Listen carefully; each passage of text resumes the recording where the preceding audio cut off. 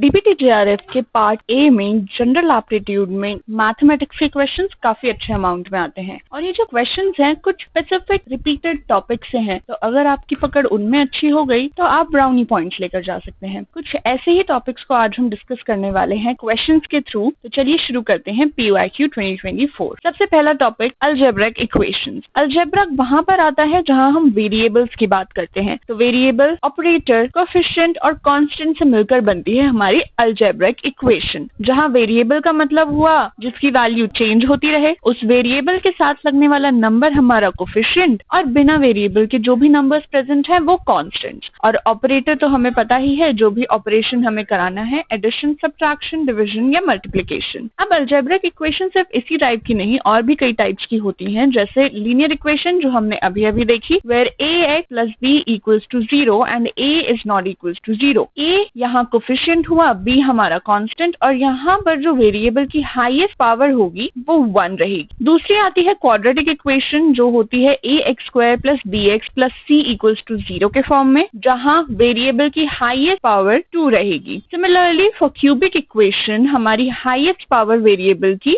3 रहती है। Cubic equation के बाद आती है पॉलिनोमियल इक्वेशन, जहाँ वेरिएबल की पावर n तक जा सकती है। अब जरा इनमें से क्वाड्रेटिक इक्वेशन की बात करते हैं। तो क्वाड्रेटिक इक्वेशन हम डिनोट करते हैं ax² plus bx plus c equals to 0 से। अब इस इक्वेशन में से अगर हमें x की वैल्यू निकालनी है, तो x की वैल्यू निकालने के लिए हमारा फॉर्मूला रहता है -b plus minus under root of b² minus 4ac whole divided by 2a। चलिए इसी से रिलेटेड एक क्वेश्चन देखते हैं। The product of two numbers is 24 times the difference of these two numbers. If the sum of these numbers is 14, then the larger number is 6, 8, 7 और 9। सबसे पहला step होगा कि हम गिवन इन्फॉर्मेशन निकालें क्वेश्चन में से। तो सबसे पहली इन्फॉर्मेशन है sum of two numbers is 14। दूसरी इन्फॉर्मेशन है product of the two numbers is 24 times the difference of two numbers. इन दोनों नंबर्स के बीच में जो भी डिफरेंस आएगा, सब्ट्रैक्ट करके जो भी आएगा, उसका 24 times is the product of the two numbers. हमें फाइंड आउट करना है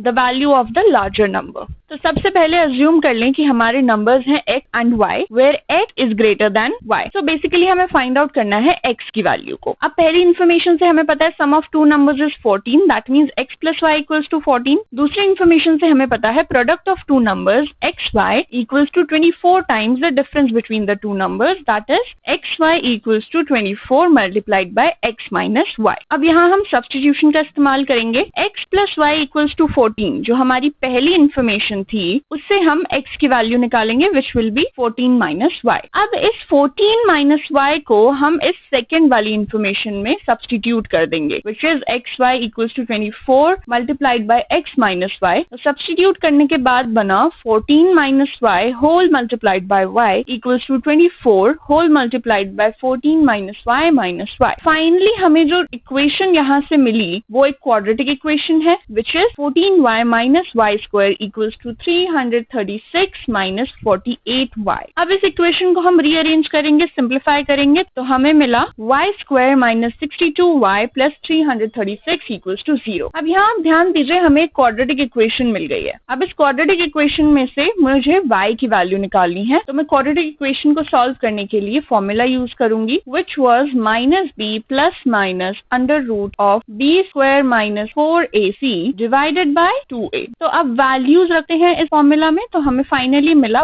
y equals to 62 plus minus under root of minus 62 square minus 4 multiplied by 1 multiplied by 336 divided by 2। तो फाइनली इसको सॉल्व करेंगे तो हमें मिलेगा 62 प्लस माइनस 50 डिवाइडेड बाय 2। अब प्लस माइनस है तो हम यहाँ से y की दो वैल्यूज निकाल सकते, जिनमें से एक होगी 62 plus 50 divided by 2 which will give us 56, और दूसरी वैल्यू हो सकती है 62 minus 50 divided by 2 equals to 6। अब क्योंकि हमने अज्यूम किया था कि x is greater than y, तो उस हिसाब से y इक्वल्स टू 6 ही हमारा सेंस बनाता है, और हम यहाँ से x की वैल्यू निकालेंगे तो वो बनेगा 14 minus 6 equals to 8।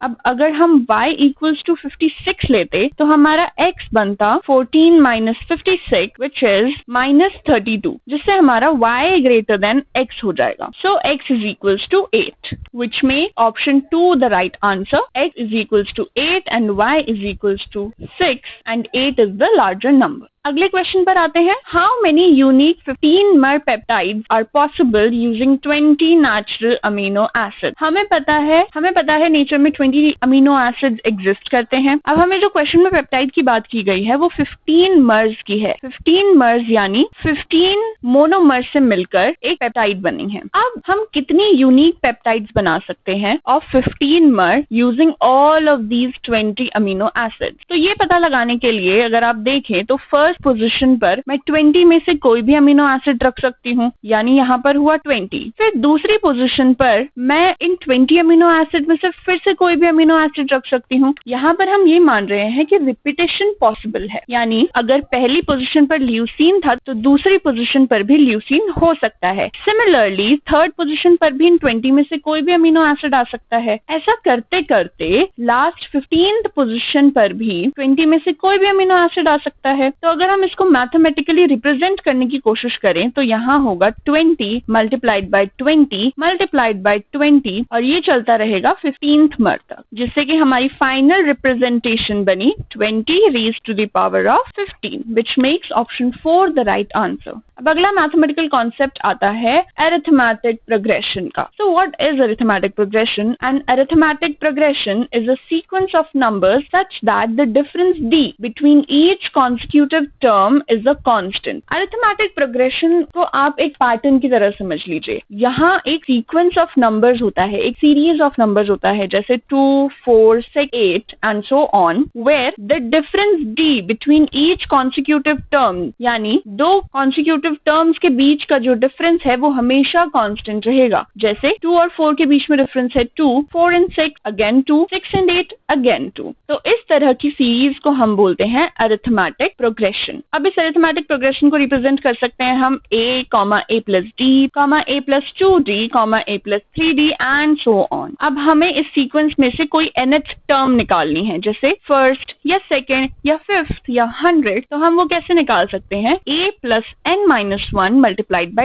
d, where a is the first member in the series, n is the term that we need to find out and d is the constant difference जो कि दो consecutive numbers के बीच में आने वाला है। एक और फॉर्मूला यहाँ पर important है, sum of first n numbers। अब आप एक sequence of numbers दिया गया जो कि arithmetic progression को satisfy करता है और आपसे पूछा गया कि आप first 10 terms का sum बताइए, तो आप उसको simply इस फॉर्मूला को यूज करके find out कर सकते हैं। Sn, which is sum of the first n terms, equals to n upon 2 whole multiplied by 2a plus n minus 1 multiplied by d, where again a is the first member and d is the difference। अब इसी पर based एक question देखते हैं जो कि हमें DBT JRF 2024 में मिला था। The sum of 10 consecutive natural numbers is 605. What will be the value of the smallest of these numbers? तो सबसे पहला स्टेप, गिवन इन्फॉर्मेशन को अलग कर लें। Sum of 10 consecutive natural numbers, हमें सीरीज दी गई है 10 consecutive natural numbers और उसका सम दिया गया है 605।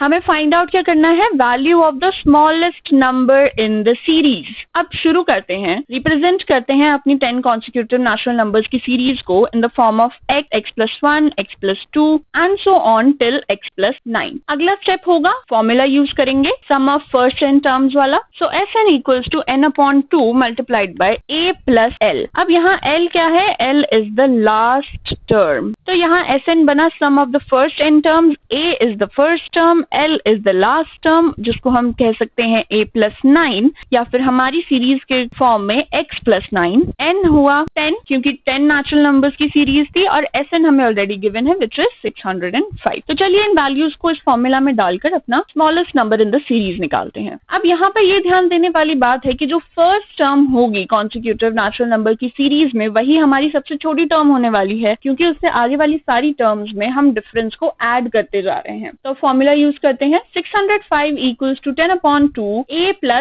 plus 9। 605 equals to 5 multiplied by 2a plus 9, जिससे हमें फाइनली एक ही value milli 56, which makes option 3 the right answer। अब अगला बहुत कॉमनली पूछे जाने वाला कॉन्सेप्ट है प्रोबेबिलिटी का। So what is probability? Probabilities are the values that show the likelihood of an event। कहने का मतलब प्रोबेबिलिटी से हमें ये पता लगता है कि एक इवेंट के होने के चांसेस कितने हैं। तो प्रोबेबिलिटी फाइंड करने के लिए किसी एक इवेंट की उसे हम कैलकुलेट कर सकते हैं P of A, that means probability of event A equals to number of times event A occurs divided by total number of possible outcomes. Example देखते हैं, अगर मैंने एक कॉइन टॉस किया तो उसके दो ही आउटकम्स हो सकते हैं, या तो हेड्स या तो टेल्स। तो अगर मुझे प्रोबेबिलिटी निकालनी है हेड्स की, तो number of times heads can occur is 1 and total number of possible outcomes मेरे कितने हैं 2। तो प्रोबेबिलिटी फॉर हेड्स हमारी बन जाएगी 1/2। अब अगर P ऑफ नॉट A निकालनी है मुझे, जैसे अभी हमने प्रोबेबिलिटी फॉर हेड्स निकाली, वो आई 1/2। अब क्वेश्चन ने मुझसे पूछा probability of not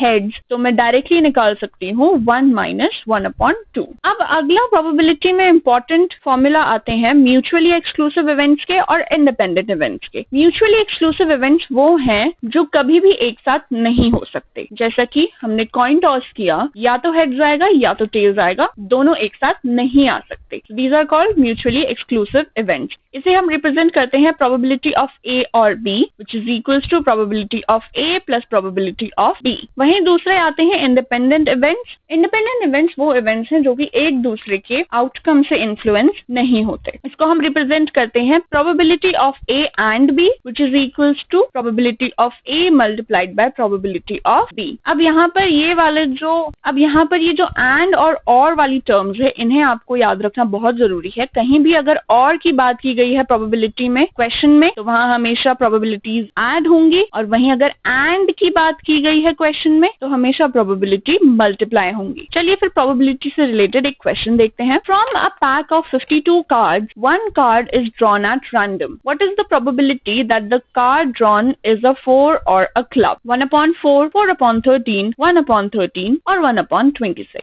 A deck of 52 cards हमें दिया गया है और प्रोबेबिलिटी पूछी गई है the card drawn is a 4 or a club। हम एक ही कार्ड निकाला गया है, उस एक कार्ड की प्रोबेबिलिटी क्या है कि या तो वो 4 होगा या क्लब होगा। तो पहले 52 डेक ऑफ कार्ड्स को समझ लेते हैं। 52 डेक ऑफ कार्ड्स में हमारे पास 4 कैटेगरीज हैं, heart, diamond, spade and club, where heart and diamond are red in color and spade and club are black in color। हर एक कैटेगरी के हमारे पास 13 कार्ड्स प्रेजेंट हैं। अब इन 52 कार्ड्स को अगर हम कैटेगराइज करें तो इसमें से हमें मिलते हैं 4 एसेस, फिर हमें मिलते हैं नंबर कार्ड्स जो कि शुरू होते हैं 2 से लेकर 10 तक, और फिर हमें मिलते हैं face card, joker, queen and king. तो चलिए वापस क्वेश्चन पर आते हैं। नंबर ऑफ 4 कार्ड्स हमें कितने मिलने वाले हैं 52 डेक ऑफ कार्ड्स में से? हार्ट में से, डायमंड, स्पेड एंड क्लब, सब में से एक एक 4 का कार्ड आएगा, तो टोटल हमारे पास 4 4 कार्ड्स हो गए। नंबर ऑफ क्लब कार्ड्स हमारे टोटल कितने होने वाले हैं? 13। अब हमें इन्हीं दोनों की ऐड करके प्रोबेबिलिटी निकालनी है, लेकिन यहाँ पर 4 जो है वो रिपीट हुआ है, क्योंकि हमने 4 चारों इंडिविजुअल कैटेगरी से भी काउंट किया और क्लब में भी हमने 4 काउंट किया। तो यहाँ पर हम सबसे पहले फेवरेबल आउटकम्स में से जहाँ हम दोनों को ऐड करने वाले थे 1 को सब्ट्रैक्ट भी करेंगे, जिससे हमें मिलेंगे टोटल 16 आउटकम्स। अब 16 एंड टोटल नंबर ऑफ